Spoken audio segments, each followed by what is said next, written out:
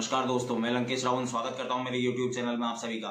मैं आप लोगों से चर्चा करने के लिए आया हूं। हाल ही में आप लोग अखबारों में और सोशल मीडिया पर देख रहे होंगे कि गुजरात की एक कांस्टेबल है सुनीता यादव, जिसके वीडियो और उसकी बातें वायरल हो रही हैं कि मतलब किस तरीके से एक मंत्री के बेटे को रोकना उसे इतना मतलब महंगा पड़ रहा है। वो सारी चीजें जो सामने आ रही हैं, पहली चीज तो मैं ये क्लियर कर दूं कि ये MLA, ये MP, ये सरकारें, ये सब हम लोग चुनते हैं, हम लोग इनको बनाते हैं और ये हम ही जैसे लोगों के ऊपर, देश की आम जनता के ऊपर दादागिरी करते हैं इस तरीके से। क्योंकि ये मंत्री का बेटा, ये तो चलिए कांस्टेबल थी, उसके अलावा भी जो मंत्रियों के घर से हैं उन्होंने तो ये समझ रखा है कि पूरा देश उनके बाप का है, उनके बाप की जागीर है।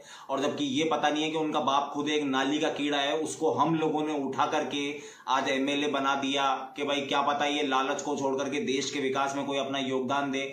और इन नाली के कीड़ों में इन नेताओं की बोल रहा हूँ कि इन नेताओं के कारण आज ये उदाहरण आप लोगों के सामने है कि किस तरीके की बदमाशी होती है। कि वहां का पूरा वाकया ये है कि उसने, क्योंकि हमारे देश के प्रधानमंत्री माननीय श्री नरेंद्र मोदी जी ने ये बोल रखा है कि हर व्यक्ति को सोशल डिस्टेंसिंग का ध्यान रखना जरूरी है, उसके अलावा मास्क पहनना बहुत जरूरी है।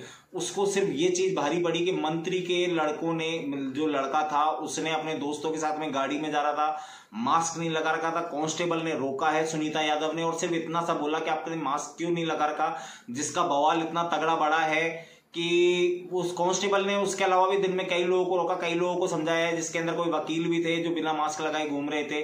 मतलब नियम तो सभी तोड़ रहे हैं, लेकिन ये मंत्री के बेटे ने उसके बाद में उसे ऐसी ऐसी धमकियां दी हैं कि 365 दिन तक मैं तुझे यहाँ पे खड़ा रख सकता हूं मेरे सामने।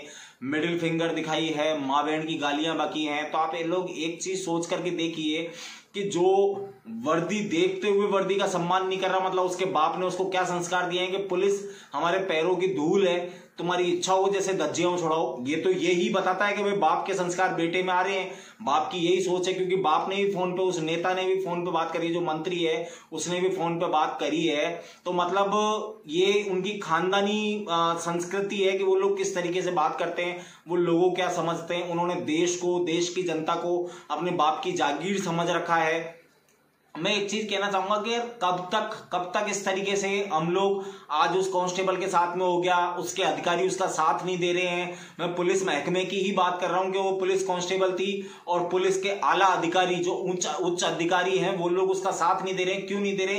कि वो लोग डरपोक है, या कहीं ना कहीं उन्होंने कोई रिश्वत खाई होगी, किसी भ्रष्टाचार में लिप्त होंगे, या उस मंत्री के से कोई काम निकलवाने वाले होंगे, इसलिए उनको उसके तलवे चाटने हैं, इसलिए वो उसका साथ नहीं दे रहे हैं। नहीं तो सुनीता यादव जिस तरीके से उभर करके सामने आई है और उसने जो अपनी बात सामने रखी है, जो वीडियो बनाया है, उसकी सजगता देखिए कि वहां पर जो उसका एक साथी और खड़ा हुआ था, उसने इतना बढ़िया काम किया। नहीं तो ये बात शायद दब जाती कि एक मंत्री के बेटे ने जो ये मतलब बदतमीजी करी है, ये वाली बात सामने नहीं आ पाती। लेकिन उन लोगों की सजगता ने आज ये दुनिया को बता दिया, भारतवासियों को बता दिया है कि मंत्रियों के बेटों ने किस तरीके से गंदगी फैला रखी है, मंत्रियों ने किस तरीके की गंदगी फैला रखी है। एक मंत्री अपने बेटे को MLA की पट्टी लिखी हुई, मतलब पट्टी कैसे दे सकता है MLA लिखी हुई, जबकि MLA वो खुद है, बेटे का क्या लेना देना है उसके अंदर। लेकिन गुंडागर्दी है, गुंडागर्दी तो ऐसे ही होती है।